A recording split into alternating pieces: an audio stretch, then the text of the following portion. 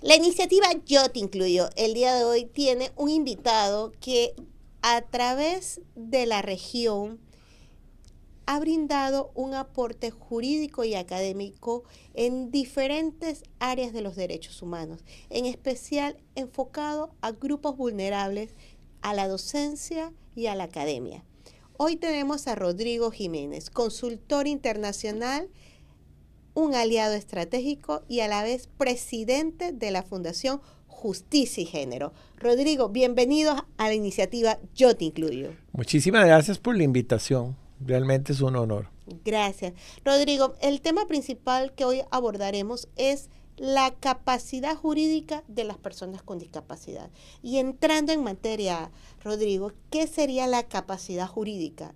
Bueno, la capacidad jurídica está regulada principalmente por una institución que se llama la curatela y la tutela.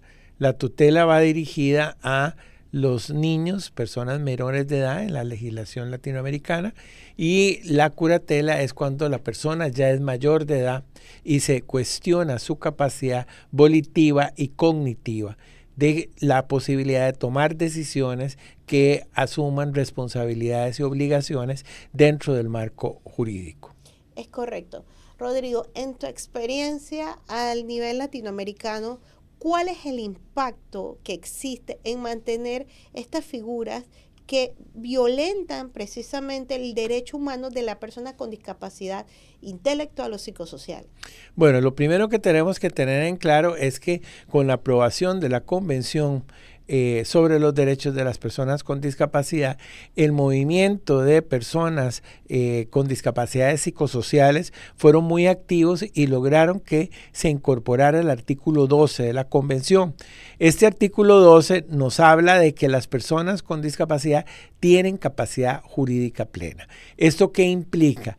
Que ese artículo 12, que tiene una jerarquía constitucional, una jerarquía superior a la legislación ordinaria, como está regulado en los códigos civiles o códigos de familia, que deroga, de hecho, la figura de la curatela principalmente. ¿Qué es la responsabilidad que tienen los estados que han ratificado la convención? Tienen que armonizar su legislación. ¿Qué significa armonizar? Derogar toda norma que sea contraria a lo establecido en el artículo 12 o modificar y crear nueva legislación basado en los principios del artículo 12. Rodrigo, es muy cierto que la mayoría de los padres que tienen hijos con discapacidad intelectual o psicosocial ejercen una figura de poder, y creo que esto se mantiene a lo largo de ese sesgo social cuando el adulto, al momento de cumplir 18 años, mantiene esa sobreprotección.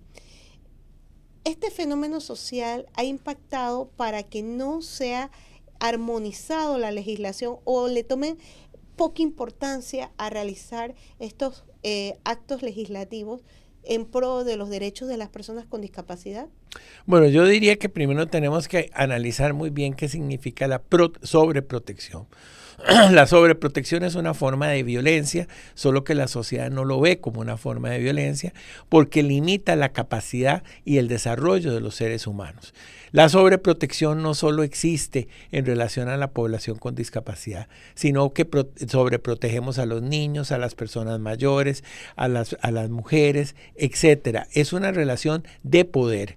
Entonces yo manejo la vida de la persona que supuestamente estoy protegiendo, pero la estoy sobreprotegiendo. Entonces es importante que culturalmente cambiemos ese paradigma y que las personas con discapacidad y los niños, las mujeres, los seres humanos, en algunos momentos necesitamos protección.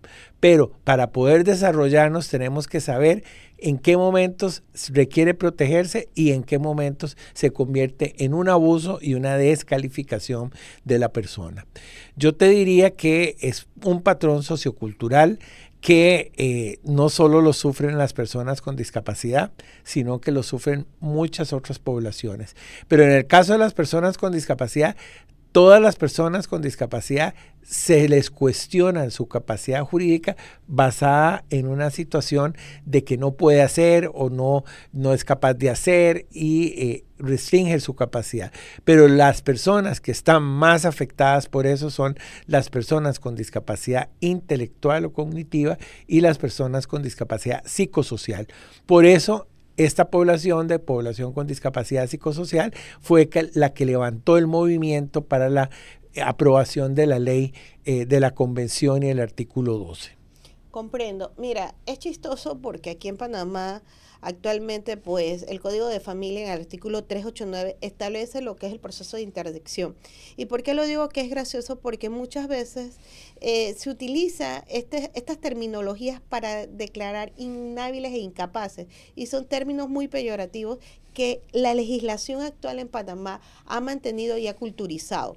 Y establecer este tema abarca no solo lo que es la armonización en las normas, sino también es cambiar estos paradigmas sociales que hemos construido y a la vez hemos reforzado. ¿Cuál ha sido la experiencia en derecho comparado en los diferentes países latinoamericanos? En especial Costa Rica, pues como eres una persona de nuestra hermana República de Costa Rica, que ya eres casi panameña también por el aporte que nos has brindado académicamente y jurídicamente en nuestro territorio, de lo que fue la armonización primero y después la creación de la figura de los salvaguardas, porque también es muy importante buscar precisamente esa conexión de autonomía y eliminar la sobreprotección con la armonización. Bueno, lo primero que todo es que siempre que hagamos estos cambios normativos, estamos tocando aspectos de poder, de relaciones desiguales de poder, donde quienes tienen el poder no quieren renunciar a ese poder. En mi país tenemos ya desde hace varios años, 2006, 2006, tenemos la Ley de Autonomía Personal de Personas con Discapacidad. Ley de Autonomía Personal de Personas con Discapacidad.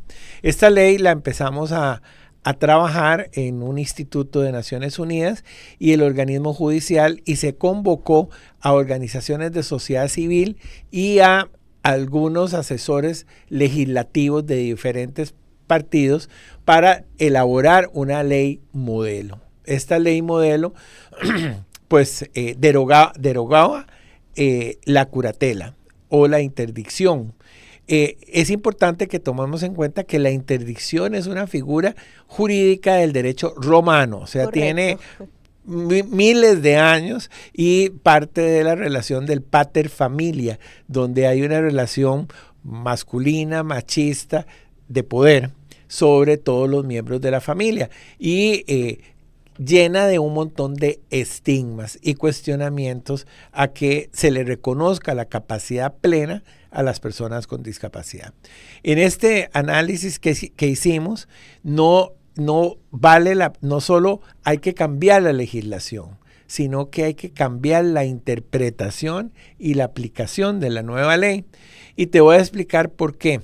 Primero, el cambio de la legislación cambia totalmente el paradigma de la sobreprotección y de que la persona deja de ser un inútil, sino que tiene capacidad y pasa a ser un sujeto de derecho. Recuerden que cuando se habla de la interdicción y cuando se declara a alguien en estado de interdicción o de curatela, se denominaba en mi país la muerte civil. Vean qué fuerte que era, muerte civil. Y era algo que no había retroactividad.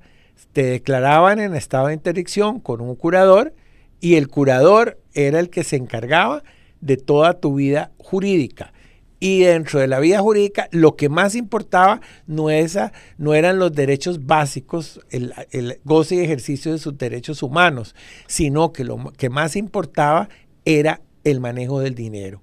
Y dentro del manejo del dinero también hay una serie de aspectos de intereses personales. Entonces vas a tener gente con mala voluntad o con una intención para manejarte y quitarle el dinero a las personas con discapacidad, pero el sistema no controlaba si el dinero llegaba a la persona, si la beneficiaba, si eran para mejorar sus derechos humanos. Lo único que manejaban era ver más o menos cómo se manejaba el dinero. Pero existían dos figuras: la interdicción de derecho, que solo se da cuando la gente tiene plata. Solo se da cuando la gente tiene plata. Si la gente no tiene plata, se convierte en la curatela de hecho, que no está declarada por un tribunal, pero que en las actitudes, comportamientos, descalifican a la persona como un sujeto de derecho, que no solo se daba en las familias, sino que se daba y se sigue dando en instituciones, a donde las incorporan o las internan a las personas con discapacidad. Entonces el director era el responsable y el curador. Allá pasó un caso muy interesante antes de la reforma de la ley, que era un caso de abuso sexual, donde un grupo de supuestos sacerdotes, que no eran sacerdotes, tenían personas con discapacidad cognitiva y los abusaban sexualmente. Y ellos ejercían la interdicción y la curatela de esas víctimas. Entonces vieran qué difícil fue el poder llevarlos a los tribunales y juzgarlos, porque ellos tenían el poder sobre esa población que había sido abusada sexualmente.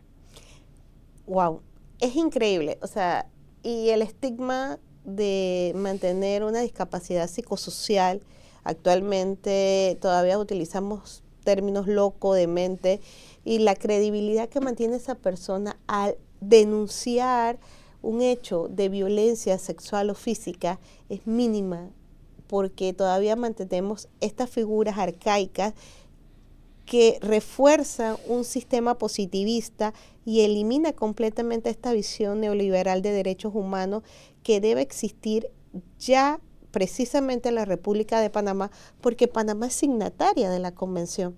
Entonces estamos atrasados y poco receptivos de hacer estos cambios socialmente, cuando todavía implementamos y seguimos desarrollando nuevas figuras que involucran lo que es el perfeccionamiento de una interdicción o de un código civil que establece todavía causales de nulidad a personas incapaces, sordomudas, inclusive manteniendo estos términos peyorativos. Rodrigo, actualmente el sistema de salvaguarda, lo bueno, lo malo y lo feo, que sería interesante saber en derecho comparado con la ley. Yo te diría que lo primero que tenemos que entender es cómo funciona la interdicción partiendo de el derecho romano. Entonces, lo primero que tenemos que tener claro es que a quien se le declaraba en estado de interdicción no podía recuperar su capacidad, claro, sino que era de por vida. Era una condena de por vida a ser objeto de derecho. Aquí en Panamá también. Es sujeto de derecho. Luego, eso caía en grandes contradicciones de lo que dice la ciencia y de las realidades sociales, porque las personas con discapacidad psicosocial pueden tener lapsos donde puedan perder algo de la capacidad, pero la gran mayoría de su vida tienen capacidad para tomar decisiones. Correcto. O sea, es intermitente, pero la curatela no era intermitente. Se declaraba y ya estaba de por vida. Es que precisamente el abuso que existe con las personas con discapacidad intelectual y psicosocial es que muchas veces se utiliza esta figura para declararlas, mantener el poder, la sobreprotección y a la vez eliminar cualquier tipo de derecho humano, de dignidad humana, de una vida amplia y autónoma. ¿Por qué? Porque desde pequeños esta pena, esta vergüenza que los padres sufren debido al luto, el dolor, la falta de terapia, la falta de apoyo psicológico en el núcleo familiar, los obliga a seguir manteniendo este tipo de figura.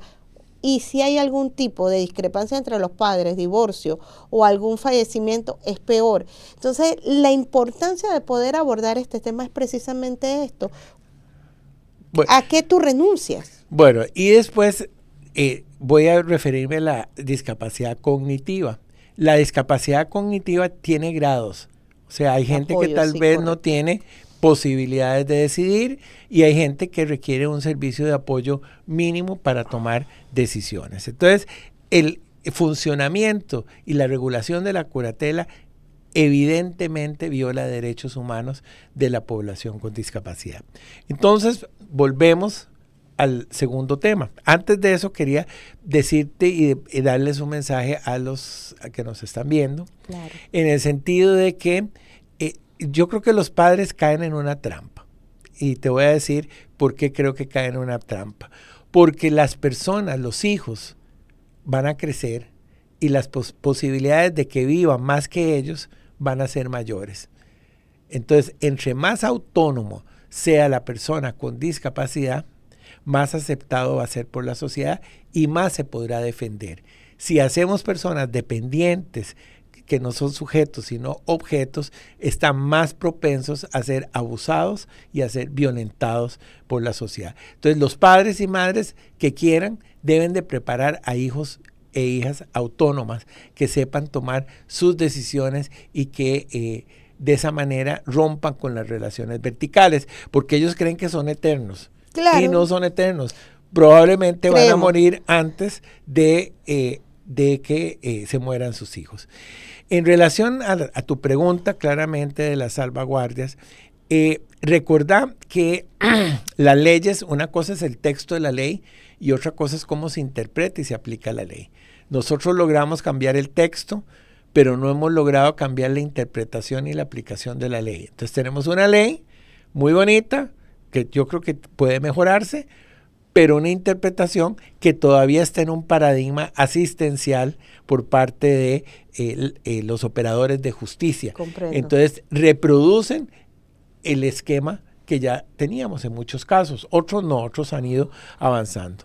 Entonces, ¿qué sucedió? La ley nuestra se llama Ley de Autonomía Personal.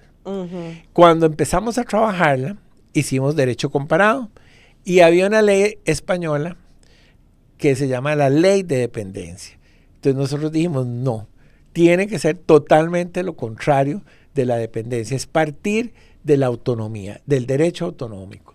Este derecho autonómico no solo lleva a la curatela, sino que también el derecho autonómico que tienen las personas con discapacidad de ejecutar lo que pueden ejecutar. Que eso implica el cuidado autonómico, o sea, que la persona haga todo lo que pueda hacer para autocuidarse y no que se dependa de que alguien lo bañe, lo lleve la comida, etcétera, sino que la persona haga todo. Entonces, se involucró en la ley la parte de la capacidad jurídica y la parte de la autonomía, especialmente en poblaciones con discapacidad física, etcétera. Cuando se empezó a trabajar, se hizo todo un catálogo de salvaguardias. Entonces, las salvaguardias que se incluyeron fue el ombudsperson, o sea, una persona en el ámbito de la curatela, una persona que asistiera en la toma de decisiones, que apoyara, es un servicio de apoyo. La decisión final es de la persona con discapacidad, pero tiene alguien que lo apoye para medir los riesgos, analizar conjuntamente.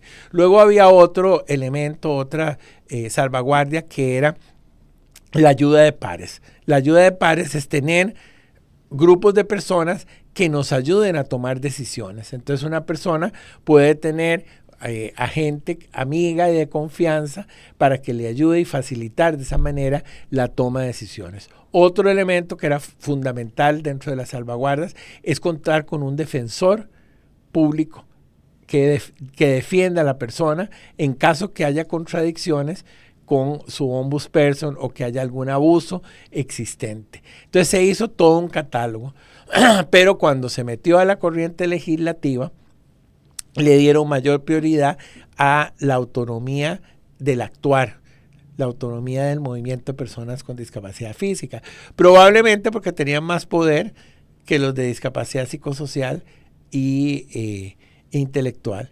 Entonces la ley se enfocó mucho en asistentes personales, de apoyo personal, etcétera, y dejó de lado las salvaguardias y el desarrollo de salvaguardias, y supuestamente lo iban a incorporar en un reglamento que nunca llegó. Interesante. Mira, qué interesante lo que me estás planteando, porque me quedé con muchas ideas. Una es el rol del Estado, precisamente, en la que es la salvaguarda de los derechos fundamentales y derechos humanos de las personas con discapacidad. Aquí entraría no solo una oportunidad de establecer políticas públicas que vinculen precisamente la protección integral y a la vez, Rodrigo, una ventana abierta en muchos espacios laborales de profesionales que podrían ejecutar efectivamente estas políticas públicas. Y es tan interesante como de salvaguardar un derecho surgen diferentes categorías laborales que le permitan precisamente a las personas con discapacidad intelectual, psicosocial, establecer esa autonomía de una manera supervisada y correcta. Sí, ve que interesante porque en la ley se contempló incorporar recursos para promover las salvaguardias, para dar los servicios, porque las salvaguardias son servicios. Claro. Y los servicios los tiene que dar el Estado. Claro. Pero en la parte presupuestaria se presupuestó un ingreso para todo lo que era la autonomía. Pero ¿quién se come ese ingreso? El asistente personal. No sé si me estoy dando a entender. Entonces no se invierte tanto en salvaguardias para la toma de decisiones, sino que se invierte en tener servicios de autonomía personal para una persona con discapacidad física. Entiendo, comprendo. O sea que prácticamente fue una situación de ejercicio de poder ahí. Lastimosamente, el prejuicio que existe de la toma de decisiones libre y la capacidad plena coayudó a que se invirtiera y se le diera más énfasis a alguien que tenía capacidad de tomar decisiones, pero que tenía limitaciones en la actividad. Comprendo perfectamente.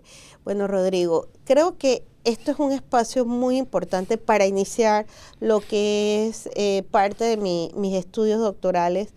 Yo personalmente pues tengo dentro de mi núcleo familiar una persona con discapacidad intelectual, que es mi hija, y creo que el temor más grande de una madre, y nunca se me va a olvidar las palabras cuando te conocí, es que nadie se quiere morir.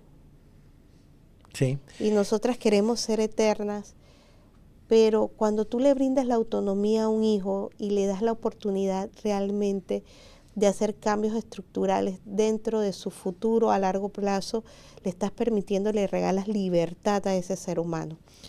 También es importante, creo, que mantenernos callados bajo estas figuras como la interdicción que existen en Panamá y las limitaciones de capacidad jurídica. Solo mantenemos esa semilla de desigualdad con las personas con discapacidad y a la vez perpetuamos situaciones que van a vulnerar. Y es por eso que inicié esta docencia tanto en medios digitales como académica, porque tal vez lo único que yo pueda dejar es una modificación legislativa, una propuesta de ley aquí en Panamá, donde muchas personas con discapacidad intelectual y psicosocial son vulneradas sus derechos ya a la edad adulta, y a la vez todos vamos para una etapa de nuestra vida donde quizás perdamos nuestra facultad y nuestra autonomía, que es la vejez.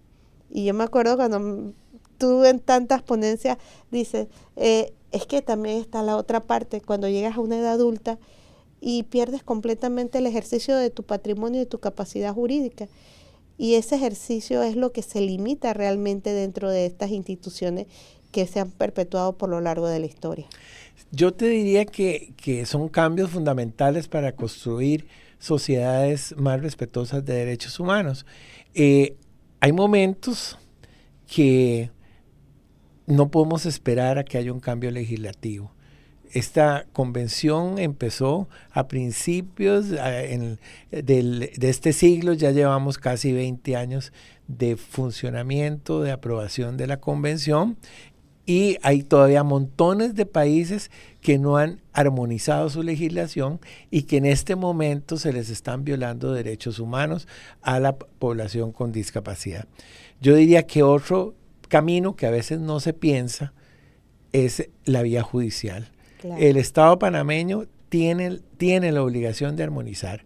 Si no armoniza, tenemos derecho a interponer los recursos judiciales adecuados ante la Corte Suprema de Justicia de una violación de derechos humanos, y si votan a favor, obligarían a la Asamblea Legislativa en un plazo determinado a promover una ley de autonomía, y si no lo hacen, nos vamos ante las instancias internacionales. Esos son instrumentos que tiene la sociedad civil, como la Comisión Interamericana de Derechos Humanos y como la Corte Interamericana de Derechos Humanos, que estoy seguro que darían un voto a favor de la población con discapacidad, y de esa manera tendríamos una herramienta para presionar al legislativo para que apruebe estas reformas legislativas. Muy bien, excelente, Rodrigo. Gracias por las recomendaciones jurídicas y también desde ese enfoque de derecho comparado que tanto nos interesa para poder seguir retroalimentándonos. Una última palabra sobre este tema tan importante que te ha tocado observar desde primera línea de batalla a nivel nacional e internacional. Bueno, yo te diría que las poblaciones más afectadas en el incumplimiento del artículo 12 de la capacidad jurídica son las poblaciones más olvidadas, son las poblaciones más discriminadas dentro de nuestra sociedad. Y es por eso que ha sido tan difícil la modificación, porque son organizaciones que no están totalmente organizadas y que no tienen un claro hacia dónde quieren ir o qué es lo que necesitan, y el sistema y las relaciones de poder se aprovecha de eso. Pero yo creo que tenemos que ser solidarios y unirnos como movimiento de personas con discapacidad a una lucha que lleva más de 1000 años, que es el reconocimiento de todas las personas con discapacidad como sujetos de derecho. Gracias, Rodrigo. Gracias. Y vamos a seguir con esta parte de docencia y a la vez en diferentes lugares en la República de Panamá y a nivel internacional. Gracias a todos por haber sintonizado Yo Te Incluyo en este episodio donde hablamos sobre capacidad jurídica. Muchas gracias.